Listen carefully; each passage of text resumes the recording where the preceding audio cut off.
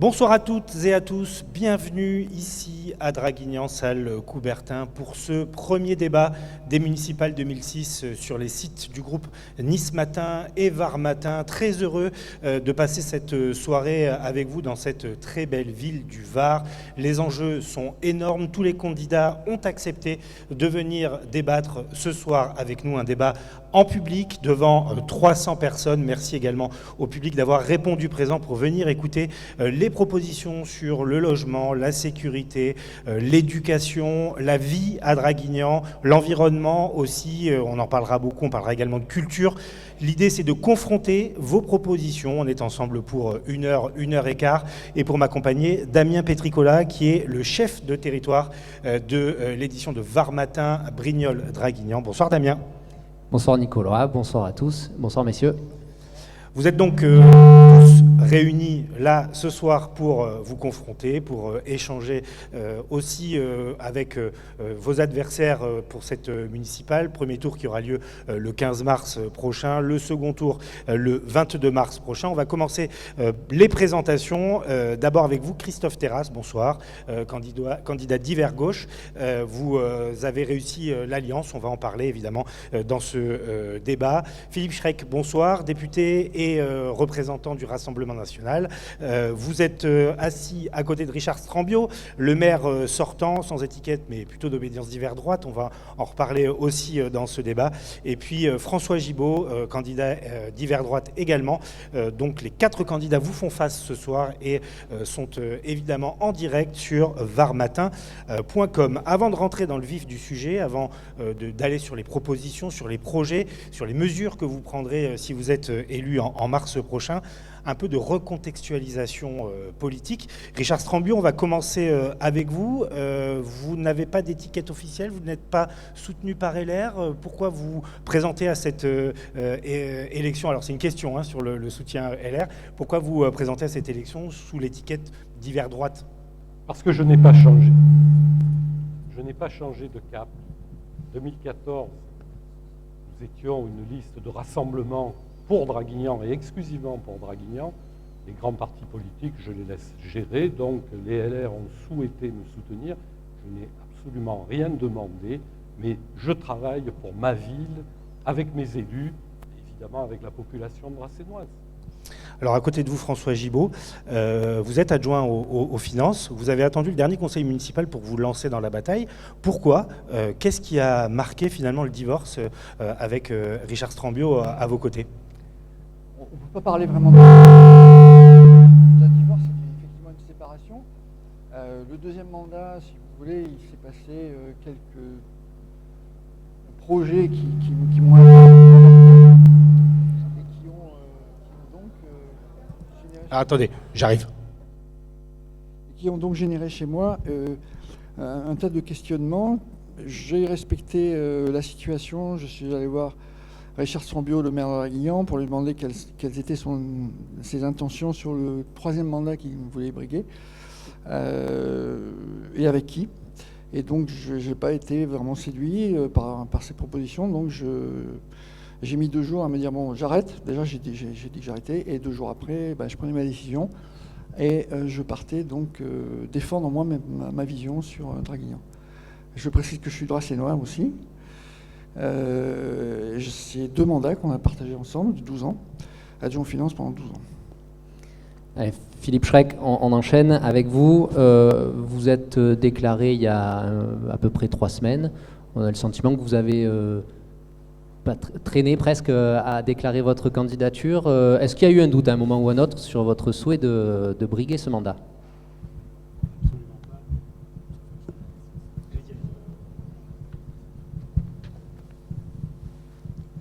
Bonsoir. Merci déjà pour votre accueil. Avant mon propos, je voudrais avoir quand même une pensée pour la professeure des écoles qui s'est fait poignarder dans sa salle de classe il y a 3 heures. Et je pense que toute la communauté éducative varoise, puisque ça s'est passé à Sanary, est en difficulté. Et je lui apporte naturellement tout mon soutien dans ces heures difficiles qu'elle vit et que vivent ses collègues. Pour revenir sur votre question, non, il y a un temps pour tout. Comme vous l'avez dit, je suis député avec un agenda législatif assez instable du fait, j'allais dire, de la propre instabilité du président de la République. Donc il fallait que cet agenda se décante pour que j'ai les coups des franches pour présenter un nouveau cap, puisque certains veulent garder le même cap, c'est leur droit le plus absolu. Et moi, je veux engager notre ville sur un nouveau cap. Et Christophe Terrasse, vous êtes soutenu par le PS, par les écologistes, par le PC, par LFI. Est-ce que ça a été une mission ardue de réunir tous les partis de gauche derrière votre candidature? Paradoxalement, pas vraiment. Tout simplement parce que ça fait quelques années qu'on s'est rencontrés, qu'on se rencontre régulièrement. On a travaillé dans des collectifs pour la réouverture des urgences de nuit à l'hôpital, par exemple, contre le projet de pôle de transition environnementale, le fameux incinérateur. Et en travaillant ensemble, on s'est rendu compte qu'on avait beaucoup plus de choses qui nous réunissaient, notamment les valeurs sur la démocratie, la défense de l'environnement, les solidarités, que de choses qui pouvaient nous séparer au point de vue national. Et en travaillant ensemble, on s'est rendu compte de la qualité de chacun d'entre nous. Et ça n'a pas été très compliqué de se mettre d'accord à partir de là. Alors messieurs, on va attaquer avec le premier grand sujet, grand thème de ce débat, la question du logement. C'est une question centrale en France, mais bien évidemment à Draguignan particulièrement. De nombreux programmes immobiliers sortent de terre en ce moment, à 2 pas du centre-ville, notamment à l'ouest. Philippe Schreck, on va vous rendre le micro. Quelle est votre vision du logement? Quelles sont les faiblesses que vous pointez et les projets que vous avez pour Draguignan en la matière? Vous avez, Draguignan connaît comme beaucoup de villes une difficulté de logement et de dignité de logement. Nous devons nous y attacher, mais elle est aussi victime de la loi SRU. La loi SRU qui est quand même une malédiction pour nos villes, qui a été, moi comme parlementaire, j'ai tenté de l'amoindrir, de l'adoucir. C'est une loi qui impose énormément de logements sociaux, même lorsqu'il n'y a pas de tension d'habitat, et notre ville en est victime sous forme d'une vraie bétonisation. Alors je suis désolé, vous me dites quels sont vos projets, je vais vous décevoir, mais dans un premier temps, il n'y aura pas de projet. Et je sais que M. Terra a dit qu'il voulait plus de logements sociaux, c'est tout à fait son droit.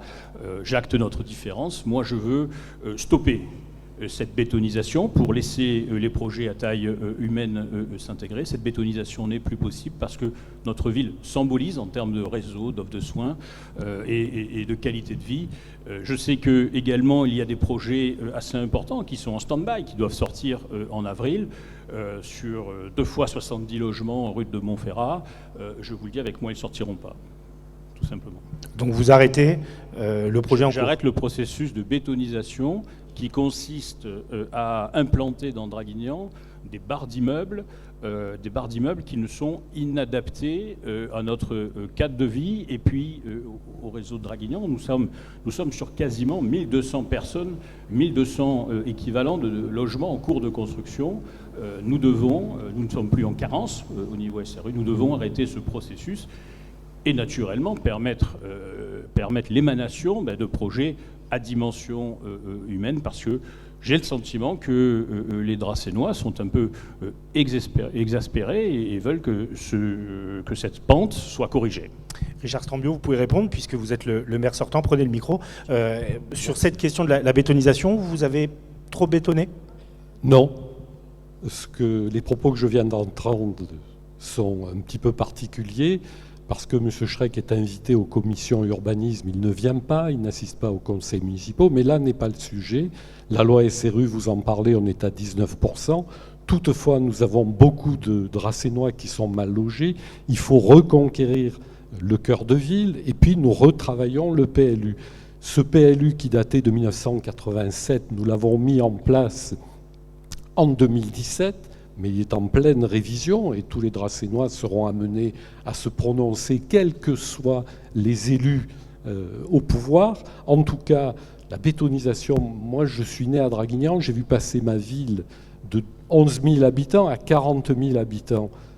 Là, c'est quelque chose. La bétonisation, quand je pense à la tour des archives départementales, la bétonisation ne date pas, c'est un mot à la mode, c'est un copier-coller de ce qu'on entend partout.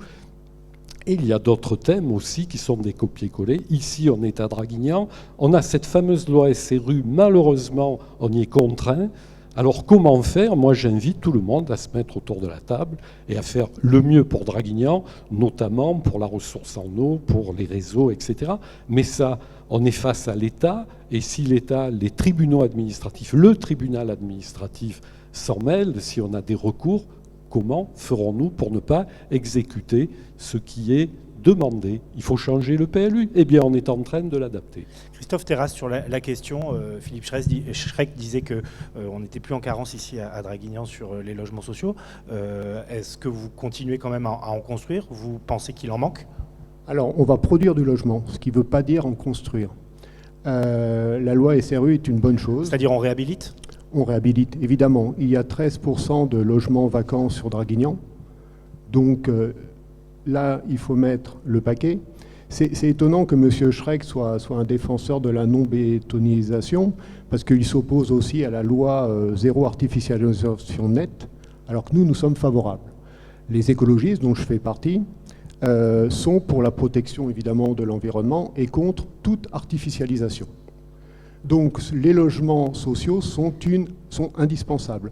Être contre la loi SRU, c'est une absurdité. Il suffit d'aller voir le nombre de personnes qui attendent un logement social. Il faut en produire. Et je pense qu'on a aussi des endroits qui sont déjà artificialisés sur lesquels on peut bâtir ces bâtiments. Les bâtiments qui sont construits aujourd'hui ne sont pas des bâtiments sociaux. C'est-à-dire que je crois qu'il y a 30% sur un immeuble, il y a 30% qui sont réservés au social, et ce sont en réalité des promoteurs qui viennent dans notre ville pour exploiter le foncier et pour gagner de l'argent, mais certainement pas pour construire du logement social.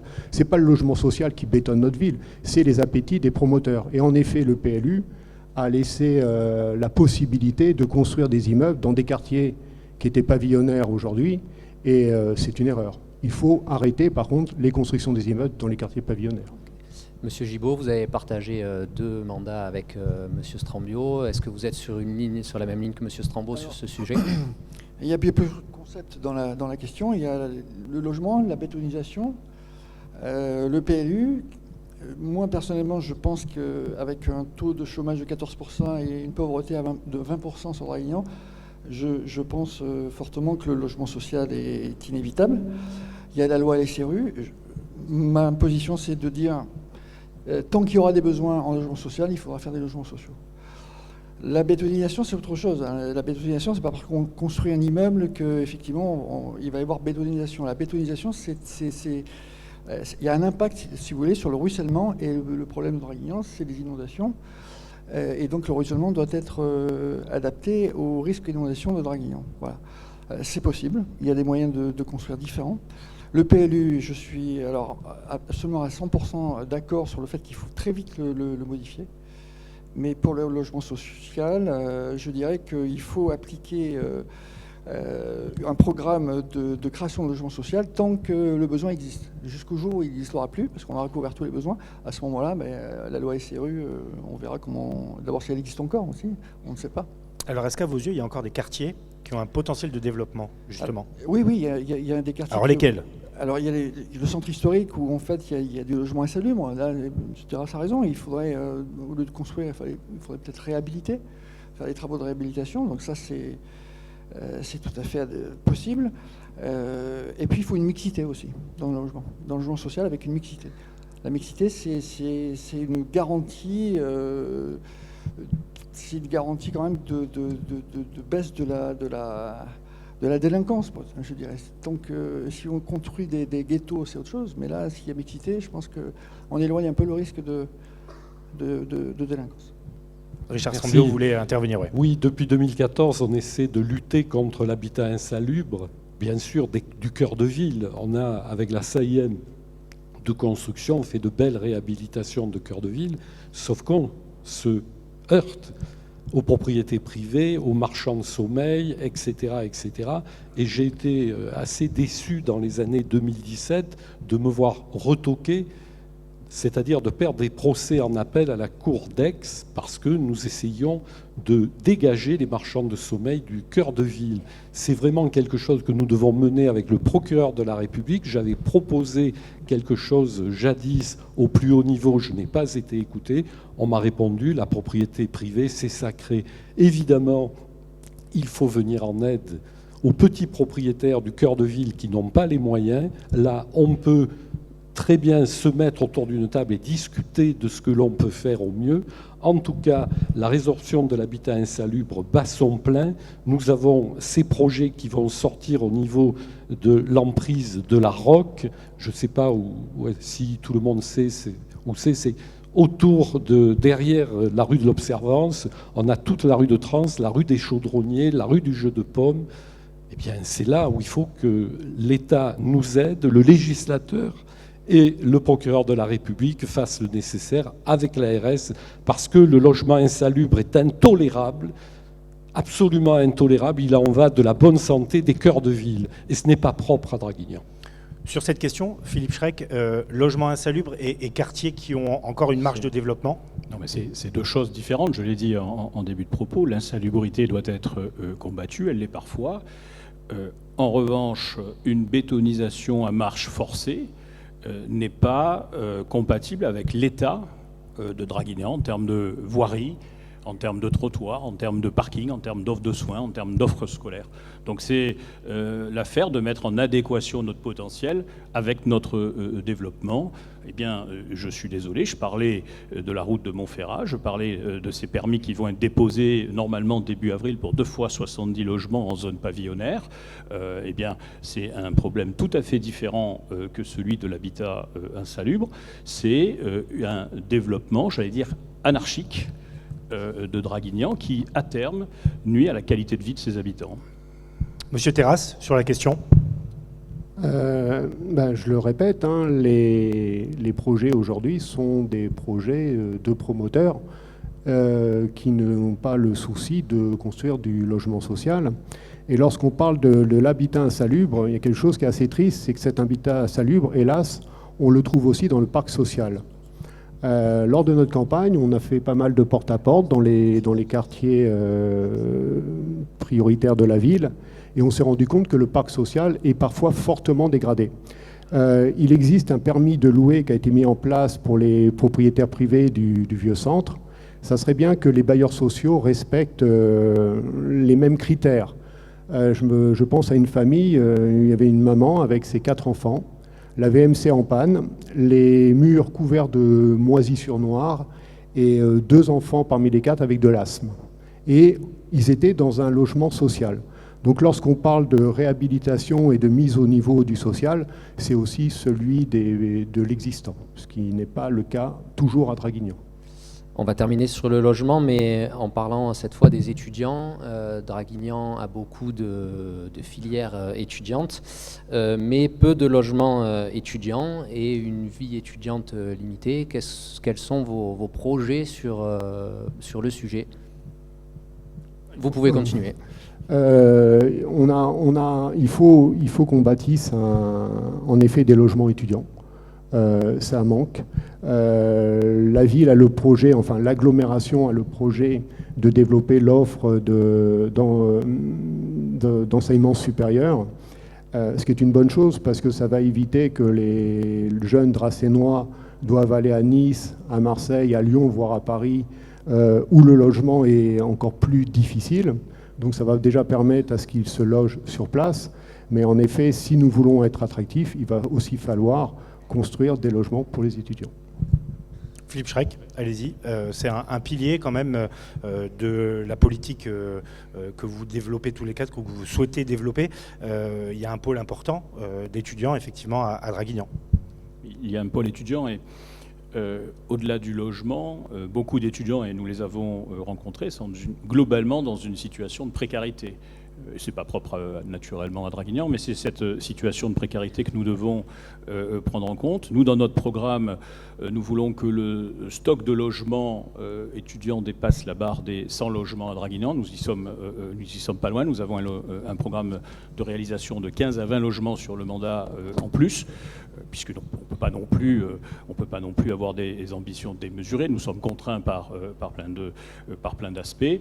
Mais cette situation de logement étudiant, mais aussi de mobilité étudiante, parce qu'un étudiant qui n'a pas de mobilité, et ça revient au problème du transport, de la voiture, du permis de conduire, et aussi les contingences des fois tout simplement alimentaires et fournitures scolaires, nous les avons dans notre programme. Alors des choses existent, mais effectivement, nous devons essayer de mettre un peu un coup d'accélérateur pour garder cette chance, cette vitalité estudiantine qui, c'est l'éducation, demeure une chance pour une ville et demeure le phare de son avenir. Richard Strambio, là-dessus, vous accompagnez en tant que maire depuis plusieurs années cette vie étudiante qui a beaucoup évolué à Draguignan. Il faut aller encore plus loin. Il y a la question de la précarité qui est vraiment centrale, qui est liée aussi beaucoup à l'État, mais on peut agir localement.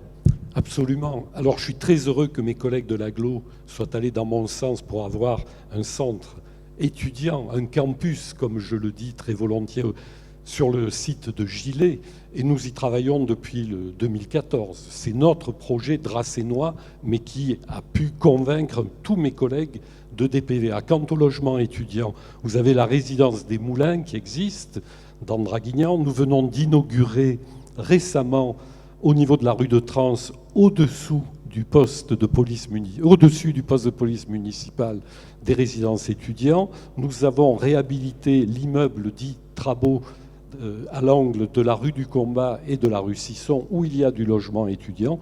Nous continuons dans cette dialectique. Et surtout, nous avons pu convaincre l'État, l'Université de Côte d'Azur, parce que, messieurs, je connais parfaitement le sens de ce dossier, le Crous avec la cuisine désaffectée de ce qui était l'INSPE. Là, nos étudiants, nous avons la possibilité de les nourrir pour 1 €. Nous essayons, pour l'instant, on a mis en place un food truck, on a des aides alimentaires. Notre CCAS s'en occupe. Nous avons la maison de l'étudiant qui les suit jour après jour. On a aussi des consultations en cas d'aide psychologique, voire psychiatrique, et de santé. Ne l'oublions pas, parce que nous sommes extrêmement vigilants à la santé de nos étudiants. N'oubliez pas que je suis un soignant et que je connais parfaitement les rouages parfois administratifs et de la retenue des personnes qui n'osent pas. Parce que la vraie pauvreté ne s'affiche jamais. Et ça, il faut le voir. Nous avons évidemment, pour tout ce qui est enseignement supérieur, nous avons des signalements par les professeurs, par tout ce qui concerne la vie estudiantine, et nous y veillons. On va enrichir encore Draguignan par des formations. C'est dans notre projet et c'est déjà acté. On va donner la parole à François Gibault, qui a un peu de retard sur le temps de parole. Sur cette question donc de la vie étudiante, du logement étudiant, de la précarité étudiante, est-ce que vous avez des propositions? Est-ce qu'on va plus loin? Est-ce qu'on poursuit ce qui est entamé? Puis derrière, on parlera de transport avant de parler sécurité. D'abord, je vais revenir sur le logement proprement dit. Effectivement, il y a des constructions dans Draguignan, mais les logements, ils sont tous vendus. Donc ça veut dire que l'offre et la demande correspondent, si vous voulez. Pour revenir sur les logements étudiants, il faut savoir aussi que les logements étudiants comptent dans la loi SRU. C'est-à-dire que quand on fait des logements étudiants, c'est considéré comme des logements sociaux vis-à-vis de la loi SRU. Donc moi, je suis favorable, effectivement, à une augmentation des logements étudiants, d'autant que à terme, et ce que je voudrais de mon côté également, c'est élargir l'offre de formation, donc plus d'étudiants et donc des logements qu'il va falloir prévoir. Donc ça veut dire que vous souhaitez attirer de nouvelles formations? Ah ben, il faut. Moi, je suis droit-sénois, je vous rappelle, et donc quand j'étais ado, à 18 ans, il a fallu que je quitte et que j'aille à Nice. Ça coûte très cher aux familles, et beaucoup de familles tirent un peu, voilà. Donc c'est incontournable, ça. Il faut vraiment l'installer. Voilà, pour conserver aussi une population locale qui peut étudier à Draguignan et attirer aussi de l'extérieur? Alors, il faut choisir la formation sur le campus. Il faudrait mailler ça avec l'économie locale. Je pense que les formations doivent correspondre à ce qui existe autour de nous dans les entreprises et avoir accès à une formation pour que les gens, à la fin de la formation, restent sur Draguignan. La question du transport maintenant, messieurs, on parlera de sécurité juste après. Vous allez conserver la parole, François Gibault. Comment vous jugez le maillage territorial? On va parler d'échanges avec les communes à côté, la liaison avec la gare des Arcs, mais à l'intérieur de Draguignan, est-ce qu'on circule bien? Est-ce que la voiture reste la reine? Et est-ce que le réseau de transport en commun est suffisant? Si on parle de transport en commun, je pense que le gros problème du transport en commun entre les villes de l'agglo, c'est les plages horaires. Les plages horaires sont mal adaptées. Je prends un exemple d'une personne qui finit à 19h, qui travaille dans un magasin, par exemple, qui finit à 19h, elle ne pourra pas prendre le bus. Et le bus, c'est quand même le moyen de réduire le coût de son trajet, et puis aussi... ça a des rejets moins forts que... Enfin bref, c'est un transport en commun, donc du coup, écologiquement, c'est justifié de pouvoir défendre l'utilisation de ce déplacement, mais en réalité, les horaires, il y a beaucoup d'horaires qui dépassent les horaires des bus dans les villes alentours. Je prends un exemple, je crois que sur Flyers, il me semble que ça finit à 18h30. Donc ceux qui travaillent après 19h, c'est fini, ils ne peuvent pas. Ensuite, la gare des Arcs. Il y a des fois où il y a des bus à moitié vides, il y a des bus qui partent, qui viennent jamais, et il y a des bus qui partent avec des horaires qui ne correspondent pas à l'arrivée des trains. Donc, à mon sens, tout est là en fait. C'est une question d'organisation. Vous reprenez de A à Z le schéma de transport, la totalité, oui. Tout de suite, en arrivant aux affaires. Ouais. C'est un besoin il faut remédier à ça. Quand vous entendez ce constat, Richard Strambio, est-ce que vous acquiescez? J'imagine que non. Écoutez, c'est très simple. La gestion des transports de ce genre est dévouée et dévolue à l'agglomération. Donc de multiples études ont été faites là-dessus, avec des carences évidemment, avec des tailles de bus, avec la mise, comme on le voit, du délégataire avec des bus avec du gaz et non plus avec le diesel. On remplace petit à petit la flotte, en tout cas celle de l'agglomération. En même temps, la voiture ici est devenue le prolongement de notre moyen de mobilité. Pour venir ici, si vous êtes du centre-ville, en principe, les gens viennent en voiture. Si vous êtes à Paris, vous marchez. Vous n'avez même pas besoin de prendre le bus.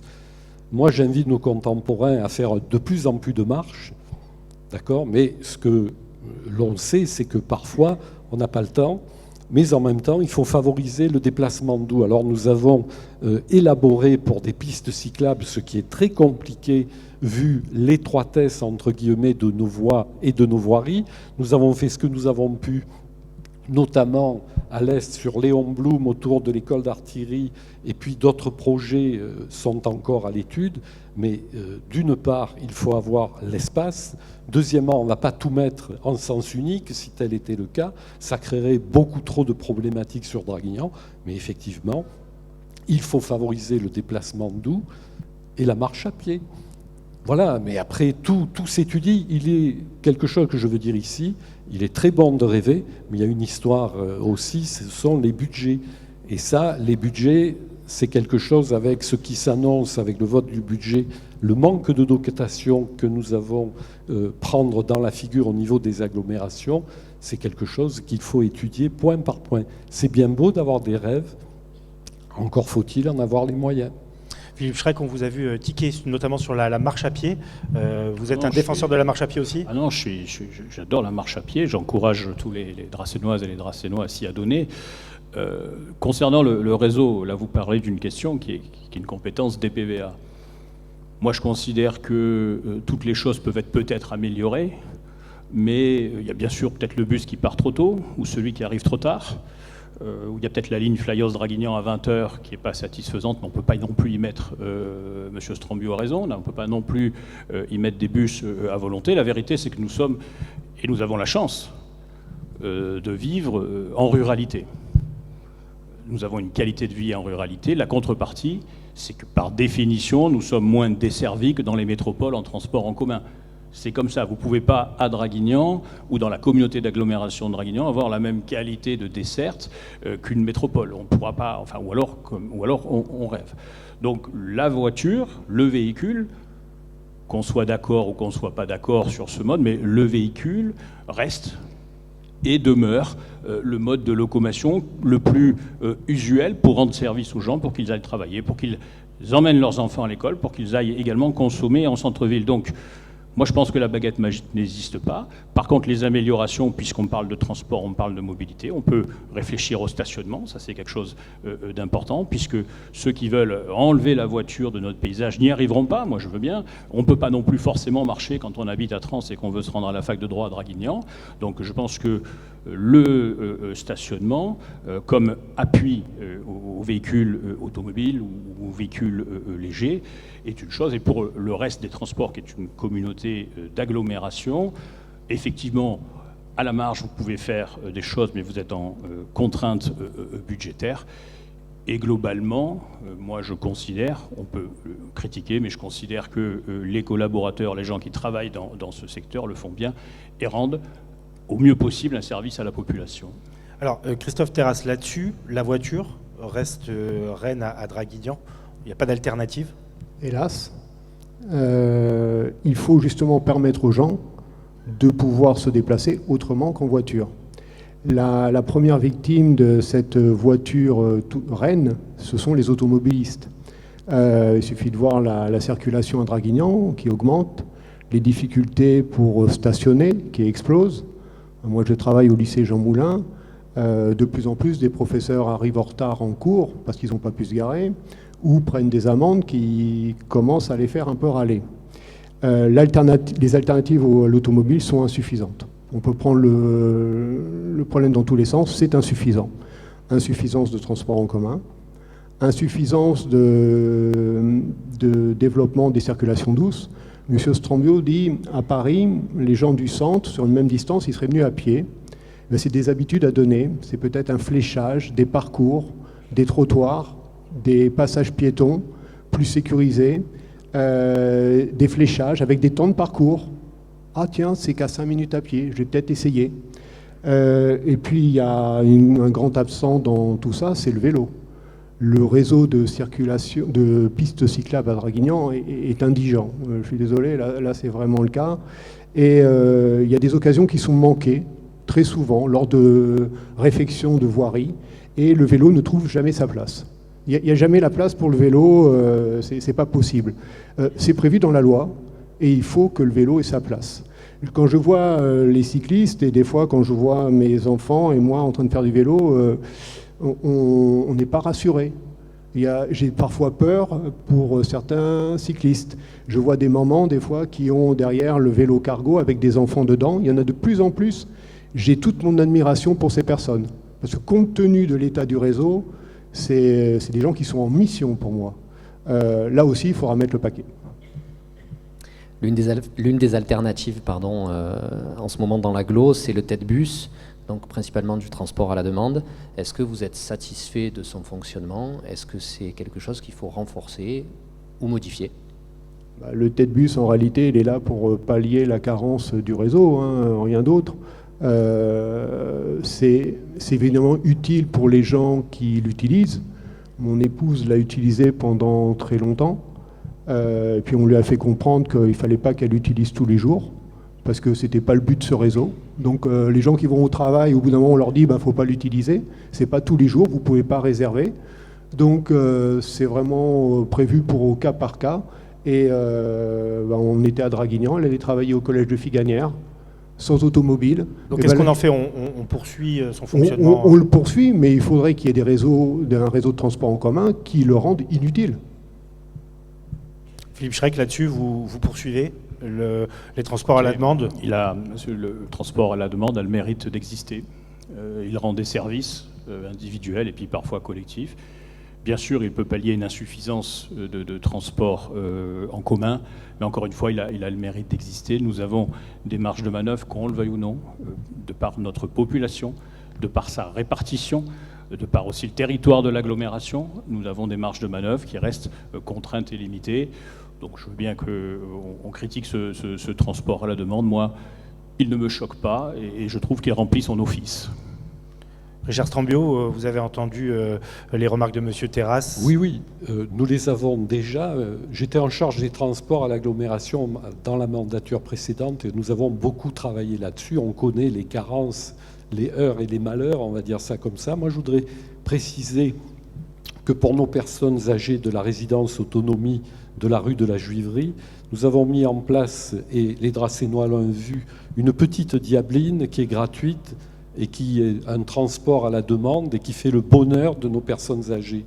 Et ça, pour moi, c'est extrêmement sympathique parce qu'ils me le disent chaque fois que je vais les voir. Et puis, tout est perfectible à condition d'avoir les moyens de le faire. Une chose que je veux mettre en place sur le site du campus, c'est une liaison entre la gare routière de Draguignan et le site Gilet pour nos étudiants. C'est quelque chose qu'il faut absolument améliorer. Et là, j'y suis tout à fait partant. Dans les starting blocks, j'ai fait de l'athlétisme. François Gibault, sur cette question des bus électriques à la demande, et puis on ouvrira après le gros dossier de la sécurité. Moi, je suis favorable à TEDbus, à l'existence du TEDbus, et à le garder, même si aujourd'hui on dit qu'il pallie des carences dans le transport en commun.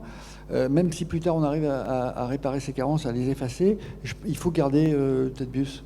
Je pense surtout aux personnes âgées. Voilà. Ils le prennent assez fréquemment, il faut le garder. Donc vous poursuivez, vous adaptez un peu ou alors, les horaires, le fonctionnement? Les carences dont j'ai parlé tout à l'heure, il faudra voir à l'usage. C'est-à-dire que si on a des demandes sur des créneaux horaires en masse, il faudra changer effectivement la plage horaire. Pour ce qui est des transports en commun classiques, oui, effectivement, là, il faut revoir en totalité. Alors, ce n'est pas une question d'investissement, c'est une question, comme j'avais dit tout à l'heure, d'organisation. Mais pour le TEDbus, oui, moi, je reste favorable à ce qu'il existe, même après la mise en place d'une plage horaire qui correspond à tout le monde. Alors, on ouvre maintenant le dossier de la sécurité. Vous n'avez pas tous la même analyse de la situation sur Draguignan. François Gibault, aujourd'hui, est-ce que vous vous considérez en sécurité à Draguignan? Est-ce qu'on est en sécurité? Alors, sur Draguignan, si vous me posez la question à moi, oui, je me sens en sécurité. Mais il faut écouter les gens qui vous disent qu'ils ne se sentent pas en sécurité. Pourquoi? Alors, on parle toujours d'une insécurité ressentie ou d'une insécurité réelle. Comme je l'ai déjà dit, c'est pas la météo. L'insécurité, elle existe ou elle n'existe pas. Je pense qu'effectivement, il faut la traiter, mais il faut la traiter en amont. Et puis on le voit d'ailleurs sur les villes qui ont réussi à juguler l'insécurité. Quand on a une ville qui est économiquement performante et qui, si vous voulez, développe une espèce d'économie où tout le monde va travailler, il n'y a pas de gens qui sont désœuvrés, tout ça fait que l'insécurité baisse d'elle-même. Donc ça, je compte beaucoup là-dessus sur la relance de l'économie locale ici sur Draguignan pour justement, parce que c'est une arme aussi pour réduire l'insécurité. Maintenant, ce qui existe aujourd'hui, avant d'arriver à tout ça, il y a effectivement 41 ou 42 policiers municipaux. La moyenne nationale 41. statistique, c'est 1 pour 10 000. Donc dans les statistiques, on y est. Mais est-ce que pour autant les statistiques vérifient que l'insécurité baisse? Je pense surtout, moi, qu'avant de penser à augmenter les effectifs, il faudrait peut-être réorganiser les patrouilles de policiers municipaux dans la ville, montrer un peu plus la présence de la police municipale. La nuit, notamment? Alors la nuit, la police nationale devrait s'en occuper, mais on n'a pas lié à ça sur ce mandat-là parce qu'effectivement, ils s'attardaient. Mais il faudra renégocier avec eux, il faut effectivement avoir un partenariat plus fort avec la police nationale. Ensuite, l'éclairage public, je pense qu'il faut arrêter l'éclairage qui s'éteint à 11h, à 23h. Ça participe aussi quelque part à une forme d'insécurité. Donc voilà mes propositions sur l'insécurité sur Draguignan. Richard Strambio, qu'est-ce que vous ferez de différent au prochain mandat si vous êtes élu? La police municipale a doublé, elle est passée de 22 à 41 agents. Est-ce qu'il faut en recruter plus? Est-ce qu'il faut retravailler les relations avec la police nationale, faire patrouiller vos agents la nuit, l'éclairage public?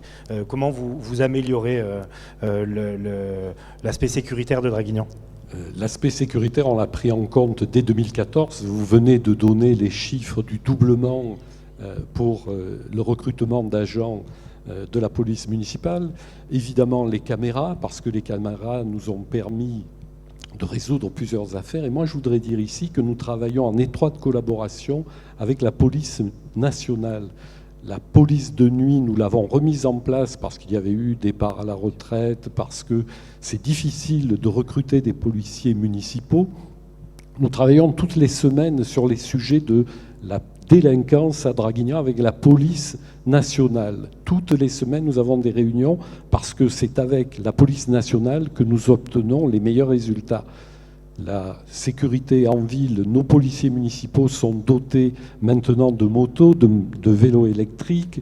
On a ce centre de police municipale dans la vieille ville, rue de Trans. On a pour projet de refaire le poste de commandement et d'aller dans les quartiers de l'Est du côté des Négadis, d'avoir des points ainsi de relais.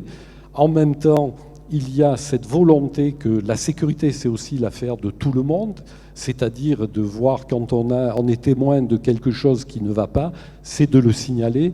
Je rappelle que les plaintes se déposent au commissariat de la police nationale. Ce n'est pas la police municipale, et la police municipale n'est pas responsable de tout. Par contre, ce que nous avons fait depuis 2014 et enrichi en 2020, depuis 2020, c'est d'avoir justement cette collaboration étroite. On voit le narcotrafic, etc. Ça, c'est du ressort de la police nationale.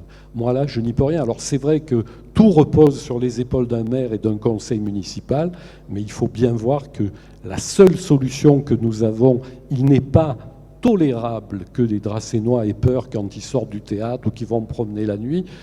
Moi, je suis Dracénois, je vis en centre-ville, je vais me promener, et parfois mon épouse me le reproche parce que je rentre à une heure indue. C'est pas pour aller faire la bringue, mais pour aller voir dans les quartiers difficiles ce qui s'y passe. Et je n'ai jamais eu peur. Voilà, alors c'est peut-être le hasard, mais en tout cas, conjurer la peur, c'est nécessaire, et c'est quelque chose qui est à la mode actuellement, qui est un copier-coller dans toutes les villes. On essaie de dire il y a beaucoup trop d'insécurité. Ce que je peux voir, c'est que depuis le déconfinement, eh bien, l'agressivité, vous le voyez sur la route, vous le voyez dans tous les compartiments de la société. Les statistiques du commissariat de Draguignan sont tombées. Draguignan est une ville qui n'est pas livrée à l'insécurité. Les statistiques sont bonnes. Tout a baissé, sauf les violences intrafamiliales, que nous devons combattre aussi avec la même fermeté et la même rigueur. Alors, M. Schreck n'était pas d'accord, visiblement. Vous avez évoqué 204 caméras de vidéosurveillance sur ce sujet-là. Est-ce qu'il faut développer le réseau de caméras? Non, mais je pense en plus de tout le reste. Attendez. Sur la sécurité, il y a un problème de constat. Si on n'est pas d'accord sur le constat, on ne sera pas d'accord sur les moyens. Moi, j'entends, on nous dit, les chiffres sont bons, les statistiques sont très bonnes, les Dracénois ont un sentiment d'insécurité, on nous fait du Éric Dupond-Moretti, c'est le sentiment, les gens se trompent, les gens sont ailleurs. C'est pas ce que les Dracénoises et les Dracénois me disent, c'est pas ce qu'ils ressentent, c'est pas ce qu'ils m'expliquent. Et si l'on veut parler de statistiques et de chiffres, eh bien, je vais vous livrer les statistiques qui sont sorties il y a 10 jours, qui émanent du ministère de l'Intérieur sur la délinquance sur la délinquance à Draguignan. Cambriolage entre 2020 et 2024, plus 54%. Dégradation de biens entre 2020 et 2024, plus 24%. Violence, vol avec violence ou sans violence, entre 2020 et 2024, plus 30%. Agression, plus 25%. Agression sexuelle, plus de 36%. Voilà les chiffres de la sécurité à Draguignan. Parce que c'est aussi un domaine régalien. Et face à ce contexte, c'est un problème régalien, mais chaque acteur de la sécurité doit s'emparer de ce sujet. Je considère que ce sujet n'a pas été pris à la mesure du risque et des enjeux sécuritaires, et je vous explique pourquoi. C'est vrai qu'il y a eu 6 ou 7 embauches tout à fait salutaires de policiers municipaux dans les 5 derniers mois, les fameux 5 derniers mois avant l'élection, mais notre police municipale en effectif a été placée tout le mandat sous les 1 policier pour 1000 habitants. Nous avons en réalité tout le mandat, en réalité, les Dracénois n'ont pas eu de police municipale la nuit ou de façon symbolique, où ça s'arrête à 11h30. La police municipale s'arrête la nuit pas les voyous. Donc nous avons un programme de montée en charge jusqu'à 60 équivalents temps plein, parce qu'il faut parler d'équivalent temps plein de policiers municipaux, une réfection du parc de vidéosurveillance qui est par ailleurs obsolète, des actions de formation, remettre des brigades la nuit, c'est indispensable pour sécuriser, pour rassurer. Et effectivement, il y a les problèmes d'éclairage, il ne faut pas arrêter, il faut les remettre à compter de 11 heures. Nous avons un programme qui est chiffré, qui est important à ce niveau. Et puis, c'est la société dans laquelle nous évoluons qui nous commande, qui nous recommande de développer un braquet important sur ces sujets. Et je considère, après, je comprends que certains s'en emparent car il faut s'en emparer, mais je considère que je suis le seul à pouvoir porter ce programme parce que ça m'est globalement demandé par les personnes que je peux rencontrer depuis pas mal de temps. Donc vous recrutez des policiers et vous maintenez la police, vous déployer la police municipale la nuit, c'est ça? Je la déploie la nuit. Une ville de 40 000 habitants doit avoir une police effective et permanente la nuit. Encore une fois, j'invente rien, c'est ce qui se passe ailleurs. Sur cette question, Monsieur Terrasse, vous levez les yeux. Non, vous êtes d'accord quand même avec le constat qui est fait par Monsieur Schreck sur les chiffres, ce sont les chiffres du ministère? Je n'avais pas ces chiffres et je les vérifierai. Aujourd'hui, la sécurité, on est tous d'accord, c'est la première des libertés. Mais il ne faut pas oublier que c'est une compétence régalienne. Et c'est à la police nationale de faire les missions dont pouvait parler M. Schreck. Et c'est vrai que cette police nationale a été mise à mal par les gouvernements de droite. Lorsqu'on ne remplace pas un fonctionnaire sur deux qui part à la retraite, on supprime des enseignants, on supprime des infirmières, mais on supprime aussi des policiers. C'est Nicolas Sarkozy qui a supprimé la police de proximité. Tout ça est fortement regrettable. Je pense que la commune est suffisamment dotée en police municipale pour qu'elle puisse assurer les missions de la police municipale. Les caméras de surveillance ne sont pas efficaces en réalité. C'est une demande de la population. Mais en termes d'efficacité, elles sont remises en cause, y compris par des études menées par la gendarmerie. Votre journal en avait fait l'écho il y a quelque temps sur l'inefficacité de la vidéosurveillance, à la fois pour empêcher les actes et à la fois pour les élucider. 1%, dans 1% des cas, sur l'agglomération grenobloise entre 2017 et 2020. On peut couvrir la ville de caméras, c'est pas ça qui va régler le problème. J'ai une expérience. À Nice, le constat est différent. Oui, c'est 40% d'élucidation grâce à la vidéosurveillance. Donc, oui, à Grenoble, c'est de la gendarmerie, les chiffres là. Ce n'est pas les chiffres du maire de Nice. On va prendre les chiffres de gens qui travaillent sérieusement sur le sujet. Il appréciera. Donc, devant le lycée, conseil de classe, 19h, je sors, rétroviseur détruit. Toute la rue. Les habitants de la place de la Paix s'en souviennent peut-être. Le lendemain, mon épouse, une collègue, 19h conseil de classe, rétroviseur défoncé. Nous étions garés juste sous la caméra du complexe Saint-Exupéry.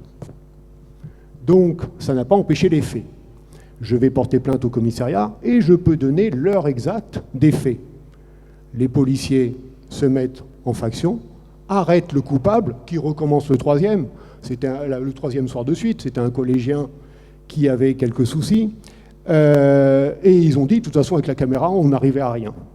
Et donc, c'est la présence humaine, c'est pas les caméras, c'est la présence humaine policière qui a résolu le problème, que la caméra n'avait pu rien faire contre ça. Mais du coup, vous redéployez donc du coup la police municipale, puisque vous dites qu'elle est suffisamment dotée. Oui. S'il faut accompagner la population par de la présence humaine, vous aurez les moyens avec les 40 agents. Il y a le travail de la police nationale, on est d'accord, mais ça dépend du ministère de l'Intérieur. La présence humaine, ce n'est pas que la police municipale. La présence humaine, c'est des éducateurs dans les quartiers. Nos quartiers sont sous-dotés en éducateurs. Le collégien qui a cassé ses rétroviseurs, peut-être qu'il avait besoin d'une sanction pénale, qu'il a eue d'ailleurs. Peut-être qu'il aurait fallu l'éduquer pour éviter qu'il passe à l'acte. Lorsqu'on parle du centre-ville, qui d'après certains est un coupe-gorge, je ne partage pas cette opinion. Les gens se plaignent beaucoup des sans domicile fixe, Se plaignent beaucoup des gens qui sont victimes d'addictologie, notamment d'alcool ou de la drogue, et se plaignent beaucoup de personnes qui ont des problèmes mentaux graves. Ce n'est pas les policiers qui vont régler les problèmes des SDF, d'alcool ou de santé mentale. Ce n'est pas leur mission. Il faut des professionnels, il faut des travailleurs sociaux, il faut des professionnels de la santé sur le terrain. C'est ça qui va résoudre les problèmes qui peuvent se trouver dans le centre ancien. Vous nous emmenez sur le sujet. Quelle solution justement pour régler ces incivilités du quotidien dans le centre-ville? J'y ai en partie répondu. Voilà. Il faut de la présence humaine, mais pas forcément policière. Quelqu'un qui a des problèmes d'addictologie ou de santé mentale, que va faire le policier? Il faut des professionnels de la santé, il faut des travailleurs sociaux. Oui, là en plus on y associe des compétences, effectivement, Damien a raison, qui dépassent celles de la mairie Philippe Schreck là-dessus, sur ce sentiment ou cette insécurité au centre-ville avec cette population sans domicile stable. Est-ce qu'il faut créer des centres d'accueil? Est-ce qu'il faut les accompagner? Non, mais c'est pas un sentiment, c'est une réalité, et toute incivilité est une infraction, en vérité. Alors, moi, j'entends mon contradicteur, qui aussi a été victime de l'insécurité, hein, je le note bien. Il nous parle même de personnes qui ont récidivé. Il nous parle même d'insécurité, d'incivilité en centre-ville. Je dois reconnaître que dans mes fonctions de député, j'ai rencontré une gauche un peu moins sécuritaire que ça, et je me félicite de ce parcours. Vaut mieux entendre ça que ce qu'on entend par ailleurs, notamment sur nos policiers. Donc moi, je maintiens que la vidéosurveillance, la présence policière, la lutte contre les incivilités, le déploiement de la police pour lutter contre ces incivilités. Il y a aussi une façon de déployer la police. Qui sont les cibles? Est-ce que les cibles sont ceux qui ennuient, qui perturbent la vie de nos concitoyens, ou c'est nos concitoyens eux-mêmes en étant l'objet de tracasseries multiples? Donc moi je pense qu'il y a un vrai sujet, et que ce sujet, parmi d'autres, j'entends le régalien, j'entends l'État. Vous avez raison, M. Sarkozy et M. Macron après ont déshabillé longtemps la police nationale, et c'est pas moi qui vais vous dire le contraire. Mais en réalité, même si c'est des compétences concurrentes, eh bien, il faut mettre le paquet, parce qu'il y a des défis sécuritaires, ici comme ailleurs, mais aussi ici, nous ne vivons pas sur un autre pays ou dans une autre planète, malheureusement. Richard Strambio, vous voulez répondre sur un élément qui a été dit tout à l'heure, et puis évidemment sur cette question du centre-ville. Est-ce que vous avez raté ce sujet-là pendant votre mandat? Est-ce que vous comptez vous y attaquer? Mais on a déjà attaqué l'ouverture du centre dans la rue de Trans de police municipale, en est le fruit de toute façon. Évidemment, il y a des questions de budget, 20 policiers municipaux de plus, c'est de l'ordre d'un bon 1,5 million de plus par an. Bon, il faut trouver les budgets, ça c'est sûr, mais c'est vrai qu'il y a des nécessités. Si l'on avait de la grande délinquance, bon, peut-être que la police nationale aurait des effectifs doublés. Vous avez parlé des SDS. C'est régalien, c'est l'État qui donne à une association le droit de s'occuper des SDS. Je ne suis pas content de cette association. Je l'ai dit à Madame la sous-préfète. Pourquoi? Parce que je ne comprends pas pourquoi ces associations attirent des SDS sur Draguignan, ne font pas des domiciliations, ne s'en occupent pas. Effectivement, on manque de travailleurs sociaux, même si APS est sur les lieux et c'est la communauté d'agglo qui finance les quartiers prioritaires. Nous mettons en place des bornes de signalement d'urgence, des bornes d'appel. Nous avons déjà commencé avec la région au niveau des lycées. M. Terrasse en est témoin. En cas de problématique, nous allons faire ça dans toutes nos écoles. Et d'abord, je demande aux départements et aux conseillers départementaux de le faire auprès des collèges. Alors, ce problème-là de police municipale et d'insécurité, c'est aussi aux citoyens de le gérer en faisant les signalements. N'oublions pas que notre centre de supervision urbaine est relié directement à la police municipale, ce qui n'existait pas, et qu'il y a plusieurs yeux qui peuvent être sur les écrans au moment, justement, pour intervenir rapidement. Voilà, c'est un problème sociétal. Au fur et à mesure, nous aurons la possibilité de nous adapter, et il faut surtout anticiper dans une société qui devient violente et qui se paupérise du fait du recul des populations paupérisées de la côte vers l'arrière-pays. Mon collègue de Brignoles peut vous en parler aussi bien que moi. François Gibault, là-dessus, sur le centre-ville, votre plan d'action, est-ce qu'il faut tout revoir et d'autre part, sur le cadre de vie en général, déployer plus de policiers dans les rues de Draguignan? Je vais vous répéter ce que j'ai dit tout à l'heure. C'est vrai que la sécurité, c'est la première des libertés, donc les Dracénois ont droit à bien vivre dans leur ville, et la sécurité, c'est primordial. Et sur le centre-ville, donc cette question sur le centre-ville, des SDS notamment. Sur le problème des SDS, en fait, c'est cette association qui a du mal à les gérer. Derrière, après, je pense qu'il faudrait aller voir peut-être sur les associations cultuelles aussi, pour essayer d'occuper ces SDS sans travail, sans activité, pour les sortir du centre-ville, pour les mettre dans des endroits, si vous voulez, qui soient contrôlés par justement ces associations culturelles sur les travaux qu'on va leur donner à produire.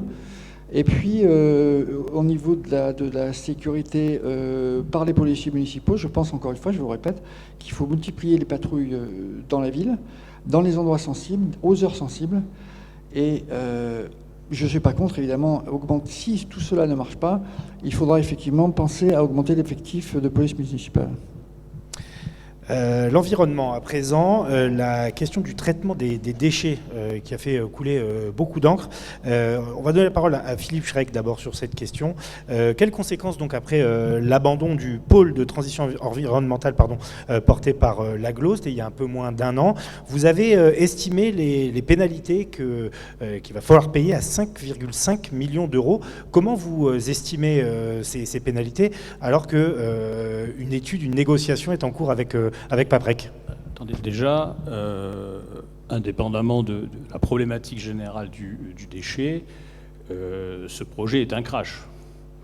Ce projet est un crash opérationnel puisque une délégation de service public a été rompue comme ça d'un revers de main, parce qu'il était mal choisi, parce qu'il était surdimensionné, parce qu'il était géographiquement mal localisé. Alors après, il y a des pénalités. Moi, j'ai annoncé un chiffre que je connais, qui m'a été indiqué. On ne me l'a jamais démenti, ce chiffre. On m'en a pas donné un autre. On ne m'a pas donné un autre en miroir. À ce chiffre s'ajoute le coût du foncier, quand même. Je crois que l'agglomération a payé ça 2 600 000 euros, plus 5 millions. Bon, donc sur ce point spécifique de l'incinérateur, l'addition pour rien, l'addition est extrêmement élevée. Moi, je demande ici, surtout, puisqu'on nous dit qu'une négociation est en cours, mais pour moi, elle est dans la totale opacité. Encore une fois, je donne un chiffre, qu'on m'en donne un. Et moi, je demande au président de la communauté d'agglomération, puisque c'est lui, naturellement, c'est là, vous parlez de sujet agglo, on n'est pas en sujet mairie, et puis ça concerne toutes les communes de notre agglomération. Tout le monde va payer. Tout le monde va payer. Moi, je demande à ce que ce deal sur les pénalités soit reporté après les élections, par définition. On ne peut pas obérer pour un mandat ou pour plus d'un mandat de telles pénalités à quelques jours des élections. Et puis, lorsque je serai élu et aux responsabilités, si c'est moins de 5 millions, croyez-moi, je viendrai vous le dire. Richard Strambieu, alors, vous devez avoir des informations quand même là-dessus. Pourquoi on n'a pas de chiffres? Pourquoi on n'a pas d'estimation? Est-ce que vous pouvez déjà dire que ces 5 millions d'euros sont fantaisistes? Oui, je le dis ici. Ça sera moins? Ah ben bien sûr que ça sera moins. D'accord? Et puis, ce qui a été acheté par l'agglomération Azur Vert, notamment, c'est un projet agricole en même temps. Donc si mes collègues, et puis c'est la prochaine mandature qui décidera, je vous rappelle le fiasco de la fermeture du Balançant qui n'a pas été anticipé, ça a duré 20 ans. Et on se retrouve en 2018, parce que rien n'a été anticipé, avec 10 millions de moins sur les budgets de l'agglomération, plus 4 millions d'euros de déficit par an à cause de la TGAP. Et puis l'augmentation des coûts pour aller dépoter à Valençol, à Pierrefeu et ailleurs. Là, alors, ça va coûter combien? Vous avez une fourchette? De quoi? Sur l'abandon du TPE. Ça sera bien moins que 5 millions d'euros, mais ce que je dis, ce pôle de transition environnementale a été fait avec les collègues de l'agglo, et c'est pas moi qui ai choisi le terrain qui a été mis sous les boisseaux du commissaire enquêteur. C'est d'abord les collègues de l'agglo qui ont dit il y a ce lieu, il faudrait par solidarité que ce soit ici. C'est pas moi qui ai décidé. On est quand même 23. Et si M. Schreck avait été régulièrement en conseil communautaire, il aurait pu s'inquiéter de ce sujet énorme que sont les déchets, avec des réformes qui ont été faites au pas de course, au pas de gymnastique, parce qu'autrement, le taux ne serait pas passé qu'à 12,5% au lieu que 12%, mais on serait à 15, à 18%. Et je rappelle que ce fameux PTE, s'il avait été mis en place, n'aurait pas été mis en place avant 2030. Donc le plan B est en route. Finalement, on va faire en sorte de travailler et de faire que ces déchets soient le moins polluants possible. Il faut changer nos comportements. C'est toute une politique d'adaptation qu'il faut faire sur notre agglomération et dans notre commune. C'est quelque chose qui a été fait pour éviter justement cette inflation terrifiante sur le coût des déchets localement. Philippe Schreck, puisque vous avez été interpellé, vous pouvez répondre rapidement, puis après on ira vers M. Gibault et M. Terrasse, évidemment. Moi, je réponds très rapidement. J'apprends ce soir que c'est la faute aux autres maires de l'agglomération. J'en prends acte, ils en prendront acte, puisque c'est eux qui ont décidé. On leur demandera à leur tour des comptes, puisque chacun doit aussi devoir des comptes à leur population. Moi, je vous dis, d'une part, on ne me donne pas un chiffre face à celui que j'avance, et on ne parle pas de paille, on parle de choses extrêmement importantes. Et de deuxième part, je renouvelle ma demande de ne pas signer ce deal à un mois d'un scrutin aussi important. François Gibault, sur la question d'abord, puisque vous étiez adjoint aux finances, peut-être que vous avez une idée de cette estimation. Est-ce que vous avez pu avoir accès à certains documents? Peut-être que vous allez trancher le débat ce soir? Malheureusement, non. Parce que c'est les habitants de l'agglo qui payent in fine. Hein. Oui, alors c'est un projet de l'agglo, je rappelle, donc je ne suis pas adjoint aux finances de l'agglo. Mais de toute façon, mais peut-être que vous avez des contacts privilégiés. Peut-être ça aurait pu le faire, mais non. Je n'ai pas l'information, je n'ai jamais eu les documents. Je ne sais pas si ça a été... Je pense que ça a été signé par une convention spécifiquement avant le projet. Donc j'ai eu accès à absolument rien. Donc on me l'a demandé. Mais est-ce que ce coût qui va être donc à la charge des administrés vous inquiète? Est-ce qu'il faut le signer, le valider après les élections? La date, si vous voulez, de signature, ce qui m'importe, moi, c'est la négociation et voir combien on devra sur l'abandon du projet. 5 millions d'euros, je ne dis pas que c'est faux, je ne dis pas que c'est vrai, je n'en sais rien. Par contre, ce que je voudrais préciser, c'est que sur le projet du PTE en lui-même, moi, je trouve que c'était un bon projet parce qu'il éloignait le risque d'augmenter la taxe sur les heures ménagères. On prenait des déchets sur les communes avoisinantes, donc si vous voulez, on arrivait à diluer les charges fixes de cette opération et c'était tout bénéfice pour tout le monde, sauf que l'emplacement, effectivement, c'est une erreur. Et c'est d'ailleurs, si ça a été arrêté, c'est à cause du choix de l'emplacement. Cet arrêt génère ce qu'on appelle aujourd'hui des pénalités. Je ne suis pas certain que ce soit vraiment des pénalités. Je pense que c'est peut-être un rattrapage de baisse de facturation durant la mise en place du projet qui, par convention, doit être rattrapé aujourd'hui. Bon, ça revient même, vous me direz, parce qu'en trésorerie, on n'a déjà plus les fonds, puisqu'on les a réutilisés certainement à d'autres projets, mais il faudra les payer. Donc, voilà, ma position, c'est de dire, sur le PT lui-même, c'est dommage qu'on n'ait pas pu le faire, mais je pense que le choix était mal fait. Pourquoi? Parce que c'était dans un lotissement avec des gens qui habitaient là, avec des maisons, qui s'inquiétaient sur la valeur de leur maison si le PTE s'installait là. C'était un PTE, ça veut dire incinérateur quand même. Même si le cahier des charges, il est quand même assez pointu, il n'y a pas d'odeur, il n'y a pas de nuisance, mais en termes de patrimoine immobilier, je pense qu'il y avait une perte potentielle pour les habitants du quartier. Christophe Terrasse, là-dessus, sur l'argent public, le fait qu'on ait du mal à avoir une estimation aujourd'hui, est-ce que vous êtes inquiet? Et puis sur l'alternative, la gestion des déchets, c'est quand même capital en 2026. Évidemment. Oui, je suis inquiet sur les pénalités.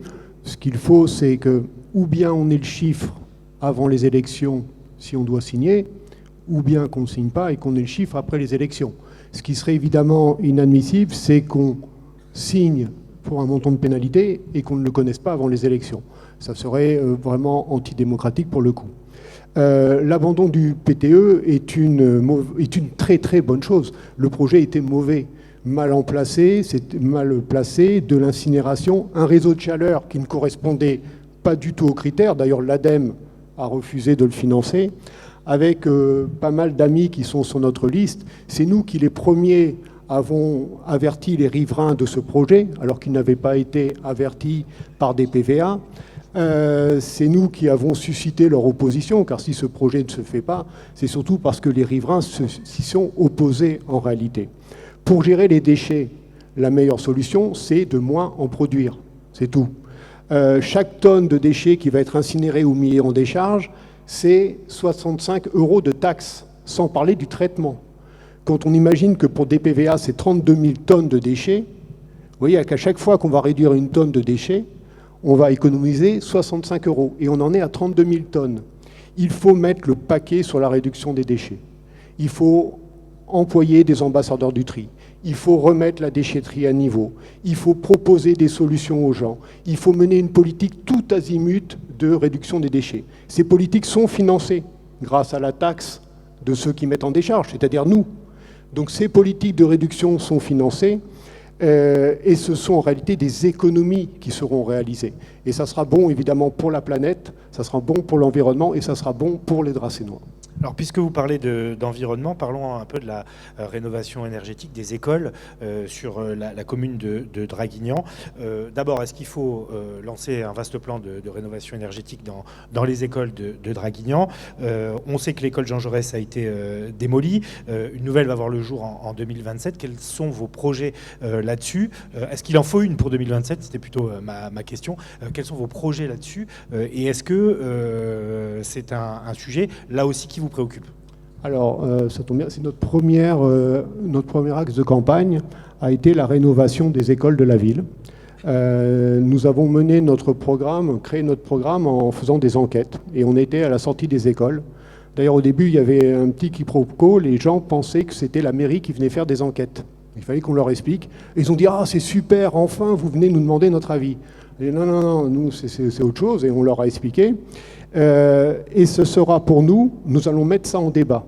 C'est-à-dire que le plan pluriannuel d'investissement sera débattu avec la population. Et nous, notre priorité que nous mettrons en avant sera la rénovation, et notamment la rénovation thermique des établissements scolaires. Mais ça sera la population qui tranchera. C'est l'argent des Dracénois, c'est leur ville, c'est l'avenir de leurs enfants. Et donc nous mettrons ça en débat. Et après, ils pourront choisir entre différents projets. Monsieur Strambio a le projet de faire une salle de spectacle. On pourra confronter les différents projets et on verra ce que choisiront les Dracénois. En tout cas, la canicule du mois de juin dernier a montré que nos établissements scolaires n'étaient pas prêts au dérèglement climatique. Ils ne sont pas adaptés. Donc nous prévoyons aussi un plan de sauvegarde des enfants en cas d'épisode de canicule. La ville est largement dotée en équipements culturels qui sont climatisés. Et aller délocaliser les classes dans ces endroits sera une bonne chose. Nous prévoyons aussi un plan de végétalisation des cours d'école pour limiter les effets de chaleur, pour développer une pédagogie proche de la nature et pour aussi avoir une meilleure ambiance. Toutes les études montrent qu'il y a une meilleure ambiance pour étudier dans des écoles où les cours sont végétalisés. Philippe Schreck, les écoles, on sait que pour un administré, ça fait partie des priorités dans le cadre de vie. C'est ce qui permet aussi d'attirer de nouveaux habitants.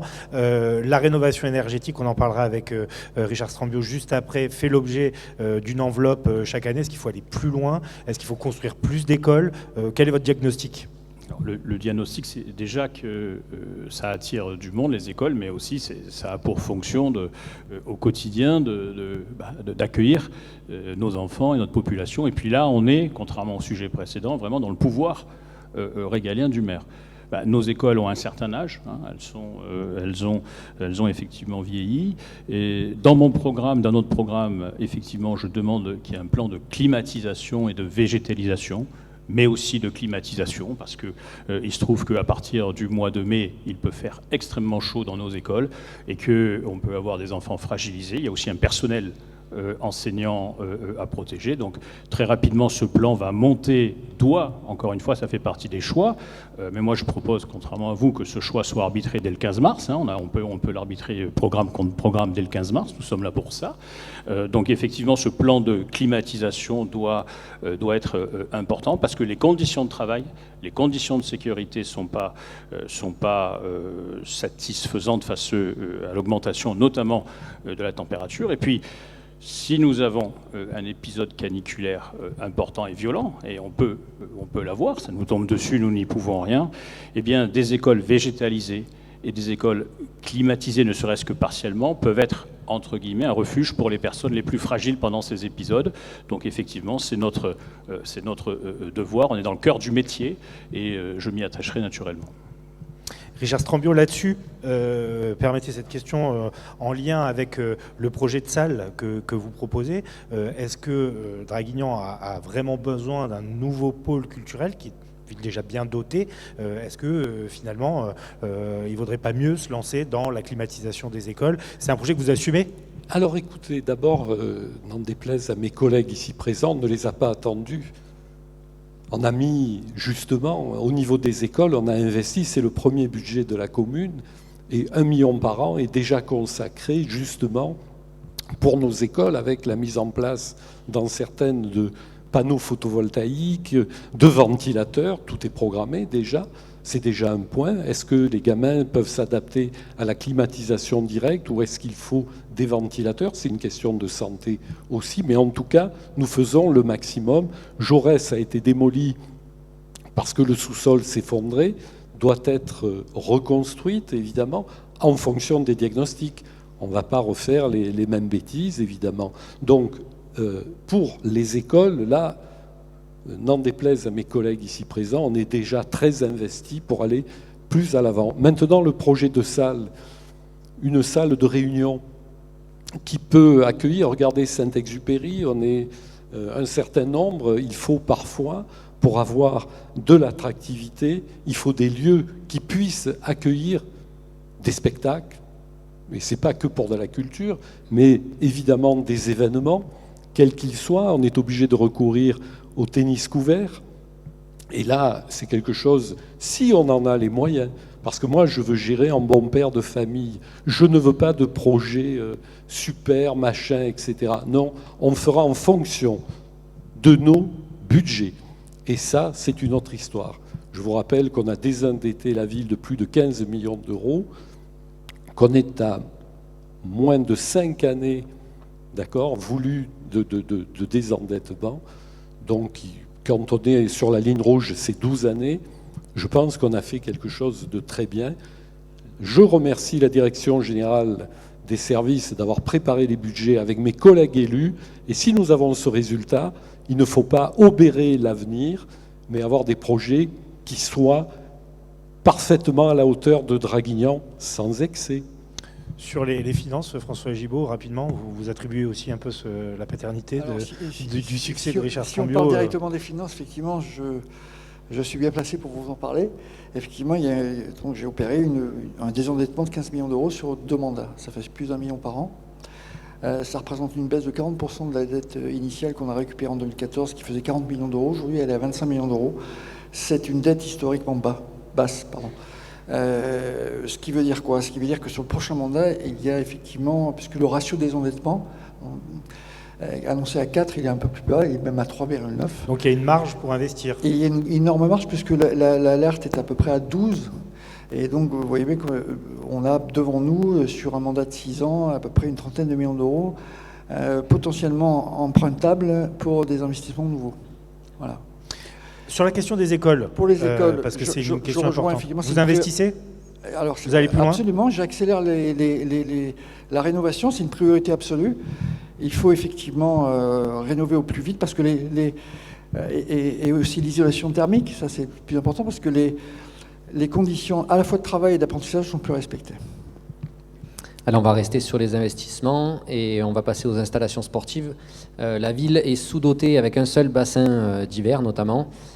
Plusieurs projets ont été évoqués mais pour l'instant rien n'a abouti. Est-ce qu'il y a une priorité pour vous sur ce sujet-là? Oui, c'est une des priorités aussi sur le prochain mandat que nous présentons, c'est la construction d'une vraie piscine pour une ville de 41 000 habitants. Ça devient maintenant urgent. Il faut la piscine qui est de Jany, elle marche une fois sur deux. L'autre, c'est un dôme. Bon, il faudra toujours le garder, mais il faut vraiment avoir une vraie piscine avec des vestiaires tout neufs. Et là, c'est vieillissant. Et donc, effectivement, la piscine, c'est un projet qui nous tient à cœur. Donc concrètement, vous construisez un bassin? Oui, je construis un bassin. Multisaison, utilisable l'été, multisaison, pour une ville de 40 000 habitants avec une fréquentation massive. Vous savez où déjà? Vous avez un... Il y a des pistes, mais non, c'est pas arrêté. Mais ça ne s'arrête pas là. Hein. Les stations sportives, c'est pas seulement la piscine. Hein. Il y a quand même... il y a une maison des jeunes qui a 50 ans, que moi j'ai connue avant qu'elle existe. Donc je l'ai connue sortir de terre. Elle a 50 ans. Il y a eu une rénovation récemment parce qu'un club de sport nécessitait dans son cahier des charges d'avoir un parquet. Donc il a fallu installer un parquet. Mais on a fait très peu de rénovation dans cette salle. Elle est vieillissante, elle est amiantée. Donc voilà, il va falloir s'y mettre. Hein. Il va falloir trouver... Plutôt rénovation ou là aussi vous construisez amianté, un autre gymnase? Ça coûte très cher. Là avec les investissements qu'on a fait sur cette maison des jeunes, il faut pas la détruire. Maintenant, c'est tout neuf, donc 400 000 euros, 420 000 même. Donc il faut la garder. Mais il y a d'autres investissements à faire qu'il faut sortir de terre pour augmenter l'offre de formation et aussi la place pour les clubs qui commencent à monter, parce qu'il y a des clubs qui marchent bien sur Draguignan, des clubs sportifs qui marchent bien. Richard Strambio là-dessus, piscine c'est une priorité d'apprendre à oui. nager. Alors c'est pas la commune, hein, c'est l'agglomération. Mais vous pouvez faire des demandes et vous avez des arguments quand même. Draguignan, 40 000 habitants, 45 000. C'est prioritaire, je vous rassure. Là, je ne laisse pas ma part aux chiens. Pardon. Non, la piscine est une priorité. Un bassin à 12 millions d'euros, ce qu'on nous propose, c'était des bassins à 20-25 millions d'euros. L'agglomération, après le clash des ordures ménagères, n'est pas en possibilité d'investir jusqu'à 20 millions d'euros pour un bassin. Pour autant, nous avons la volonté, au niveau du COSEC, de faire un petit bassin supplémentaire à 12 millions d'euros, peut-être à Jany. Ça, il faut décider, encore une fois. Et puis un gymnase digne de ce nom, justement à côté de celui du COSEC, avec des dimensions qui puissent justement accueillir toutes nos belles formations sportives, parce que nous en avons. Et c'est ça la richesse de Draguignan, c'est le tissu associatif, qu'il soit culturel, sportif. Et là, nous avons une carte à jouer, et elle est belle pour notre jeunesse. Et moi, j'insiste, pour notre jeunesse et pour la santé, parce que le sport, c'est la santé. Et quand on fait du sport toute la vie, on a moins d'ennuis, sauf si on en fait à un très haut niveau. Mais ça, c'est une autre histoire. 400 associations à Draguignan, effectivement, le tissu est énorme. Philippe Schreck là-dessus, les installations sportives, la piscine, on est dans le sud de la France, des noyades chaque été, priorité donc à l'apprentissage de la natation. Là aussi, il manque peut-être un équipement à Draguignan. Mais si vous voulez, j'adorerais... Même si l'agglo n'a pas les moyens, apparemment. J'adorerais promettre une piscine qui a 20 millions, qui a 12 millions... Il y a quelques instants, on a dit on fera des projets que si on peut le faire. Et dans la même phrase, on nous apprend de toute façon que l'agglo est à l'os financièrement. Et on nous a dit pourquoi. On nous a dit notamment sur la problématique des ordures ménagères. Nous n'allons pas y revenir. Alors que l'agglo, moi, encore une fois, je vais pas parler pour l'agglo. Je pense qu'il y a d'autres élus. Moi, je suis favorable que chaque élu de l'agglo joue son rôle. Mais entre 12 et 15 millions, je comprends la nécessité de rénover ces bassins. J'étais à l'époque jeune quand il y a eu le plan Pompidou sur les piscines. Dans tous les villages, on reparle maintenant de réarmer ces piscines pour les problèmes de sécurité. Mais je pense qu'il y a, je suis désolé d'être peut-être le seul, mais il y a un impératif budgétaire. Que ce soit 12, 15 ou 20, j'ai l'impression que nous ne les avons pas. Donc, en revanche, au niveau sportif, je partage naturellement votre diagnostic sur la vétusté et l'insuffisance des installations. Nous allons aller dans deux sens. Nous sommes... Encore une fois, moi, le sport, j'ai toujours été, je pense que dans mon parcours, j'ai toujours essayé, en tout cas, de le promouvoir à Draguignan. Nous allons concrètement travailler sur la poursuite ou sur la rénovation du complexe GI, qui est un complexe ancien et afin qu'il y ait des créneaux supplémentaires pour nos associations et également nos collégiens. Et nous allons envisager la création, non pas d'une salle énorme, 2000 places en centre-ville, parce que le concept m'échappe un peu, mais d'une salle un petit peu moderne, à dimension raisonnée et raisonnable et bien desservie, parce que je pense que le centre-ville parfois est embolisé lorsqu'il y a des problématiques de transport en commun, pour, encore une fois, puisqu'on partage tous le diagnostic de la jeunesse, pour, encore une fois, augmenter les créneaux et permettre l'utilisation et que notre tissu associatif fait d'éducateurs puisse pleinement vivre. Donc je suis désolé, mais je n'ai pas prétention à être le Père Noël ou à faire de fausses promesses. Les 20 millions, on sera tous d'accord pour dire qu'on ne les a pas. Pour l'instant, on ne les a pas. Alors peut-être que si d'autres problèmes sont réglés, que si les marges de manœuvre, notamment dans le déchet, sont réglées, et si on évite certains drames budgétaires, on retrouvera ces marges de manœuvre en termes d'emprunt. Mais enfin, un emprunt, ça se rembourse sur la section fonctionnement d'un budget. C'est des sections qui sont forcément tendues. Donc je pense qu'il faut être prudent. Moi, j'ai un projet Gilly plus une salle modeste mais indispensable et intégrée. Ça nous laissera avec avec mon projet au niveau du sport qui, me semble-t-il, sera assez abouti. Ça nous laisse déjà beaucoup de travail pour amorcer ça dans le premier mandat.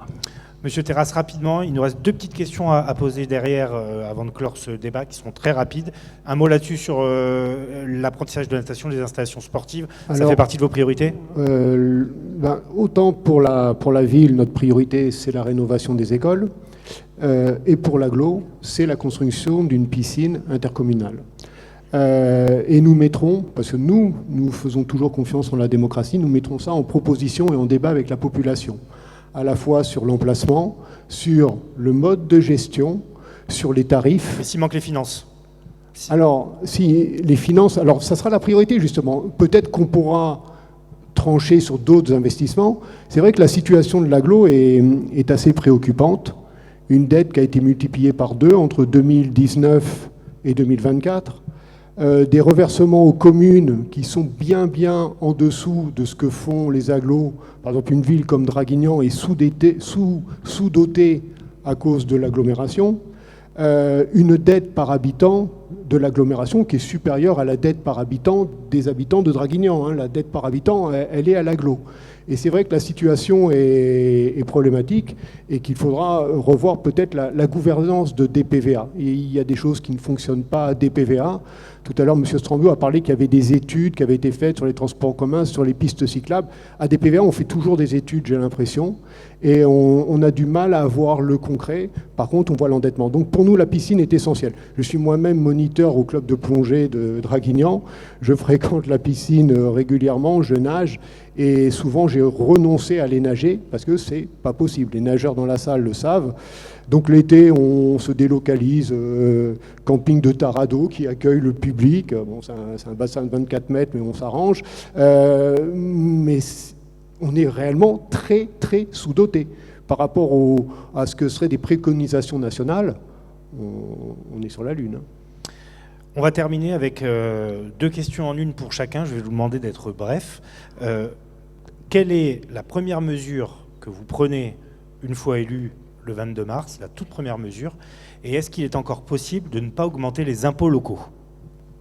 La première mesure que nous prendrons, ça sera de redonner la parole aux Dracénoises et aux Dracénois en développant une démocratie locale la plus vivace possible, en instaurant des consultations de la population sur tous les grands projets. Avec une telle consultation, le PTE n'aurait pas été jusque là où il a été, et on n'aurait pas de pénalités à payer, même si elles ne sont pas de 5 millions, il y en aura. Et nous favoriserons toujours le dialogue avec les habitants. Et les impôts ? S'il y a un jour des projets, ou si la population demande des projets qui réclament l'augmentation des impôts, ça sera mis en débat. C'est-à-dire que nous ne déciderons pas, nous, l'augmentation des impôts, sauf à mettre ça en débat et que les habitantes et les habitants de la ville soient d'accord, parce que derrière, il y a de vrais services qui apparaîtraient. Philippe Schreck, première mesure et votre point de vue sur les impôts locaux, est-ce qu'on peut se priver de les augmenter ? Je pense que d'abord les impôts locaux augmentent mécaniquement chaque année, grâce à M. Macron et ceux qui le soutiennent, et la Alors, la suppression de part la taxe communale, d'habitation disons, la part a communale. fait porter la fiscalité sur les propriétaires. Je pense qu'on peut éviter de les augmenter si on fait des choix. Si on fait des choix sur le fonctionnement et si on fait des choix aussi d'économie dans le fonctionnement. Alors écoutez, la première mesure, moi je suis aussi attaché au symbole, je suis attaché au poids et à la force de l'histoire. C'est une mesure simple. Dès mon élection par le conseil municipal naturellement, hein, puisque c'est en 2 temps, eh bien je rendrai hommage aux Dracénois qui ont laissé leur vie pour notre pays lors de tous les conflits. Et je ferai tout simplement rassemblement, comme nous nous retrouvons souvent dans ce contexte. Eh bien, je rendrai hommage par le dépôt d'une gerbe du souvenir et la reconnaissance des Dracénois à ceux qui ont tout sacrifié, et pour notre ville et pour notre pays. Richard Strambio. Les impôts, nous ne les avons pas augmentés depuis 2014, c'est un fait. Là, vous Ce sont- poursuivez. Ah ben, on n'a pas l'intention, après avoir désendetté, si on augmentait les impôts, ça serait peut-être paradoxal. Moi, je veux mettre l'accent sur la santé. Vous avez autour de moi un comptable, un juriste et un enseignant. Moi, c'est la santé. L'accès à la santé à tout le monde. On a fait de gros efforts, on n'a pas perdu l'hôpital public on n'a pas fait des barbecues pour protester contre la fermeture provisoire des urgences non vitales à Draguignan. Je suis allé voir l'ARS à Marseille à plusieurs reprises. J'ai été soutenu par les médecins de la ville, la CPTS, etc. Mais alors, quelle La première mesure? santé, la création 7 jours sur 7 d'un centre de santé accessible à tous les Dracénois avec des médecins généralistes, c'est en bonne voie. Ensuite, nous avons des ophtalmos, un cabinet qui va s'installer, c'est déjà pratiquement fait en direction de l'hôpital de Draguignan. Et puis, soutenir nos étudiantes, infirmières, aides-soignantes, parce que la santé, la clinique, la médecine de ville, l'hôpital public, c'est une nécessité du moment. Je vous rappelle que nous avons investi avec la région, avec l'ARS, 16 millions sur l'hôpital public de Draguignan et que nous avons réussi à maintenir le taux d'urgentistes. Le grand souci que nous avons actuellement, c'est la psychiatrie et la pédopsychiatrie, mais nous avons mis ça en place pour les petits étudiants. Je suis un soignant, ne l'oubliez pas. Allez, on termine avec François Gibault. Votre première mesure, si vous êtes élu, et votre point de vue sur les impôts locaux. Je suis pour une économie locale très très forte, parce qu'aujourd'hui, comme je vous l'ai dit en début de cette réunion, on a un taux de chômage de 14%. Donc on a un pouvoir d'achat qui est en berne, les commerçants qui tirent la langue, beaucoup de commerces qui ferment. Donc je voudrais mettre en place ce cercle vertueux où en fait on arrive à faire venir des entreprises ici localement à Draguignan. Pourquoi ? Parce qu'on pourrait très bien imaginer, même si les zones franches fiscales de l'État disparaissent, on a la liberté aujourd'hui avec l'agglo et la mairie et la commune de voter des exonérations sur un délai précis, sur un endroit précis de taxes foncières d'entreprise et du côté de l'agglo de la CVAE. Donc cet attirant d'entreprise va générer une création d'emplois, va résorber un peu le chômage, va donner des clients un peu plus nombreux sur les commerçants. Et donc, moi, je suis pour une ville forte, une ville qui soit attirante, une attractivité commune. Une mesure autour de l'attractivité sera votre premier dossier. Les impôts locaux, vous les augmentez ? Alors, les impôts locaux, non, c'est pas. Quand on dit les impôts locaux, c'est le total. Le total, c'est quoi ? C'est un taux multiplié par une base. La base, elle augmente, c'est vrai, parce que oui, l'État... mais la part communale, vous avez la main Mais dessus. la part communale, je veux pas augmenter le taux d'impôt. Oui, ça c'est sûr. On l'a pas augmenté, je ne l'ai pas augmenté depuis 2014. Donc je vais continuer sur cette voie, mais je voudrais annoncer que je voudrais réfléchir à la possibilité, suivant les finances chaque année, si l'on peut tamponner, si vous voulez, l'augmentation de la valeur locative pour essayer de baisser cette pression fiscale sur les habitants, sur les Dracénois. Donc ça veut dire qu'une baisse de taux qui permettrait de diminuer le coût total de l'augmentation de l'impôt chaque année. Merci messieurs, c'est la fin de ce débat. Merci d'avoir accepté l'invitation de Var Matin. Merci François Gibault, merci Richard Strambio, Philippe Schreck et Monsieur Terrasse, merci d'avoir accepté. On peut les applaudir. On remercie également toutes les équipes de Nice Matin et de Var Matin, vous qui nous avez regardé sur varmatin.com. Merci à toute l'équipe vidéo et aux rédactions locales qui nous ont aidés à la préparation de ce débat. Merci à vous et puis on se retrouve dans 2 jours à Saint-Maximin. Merci Damien, merci de m'avoir accompagné sur ce débat.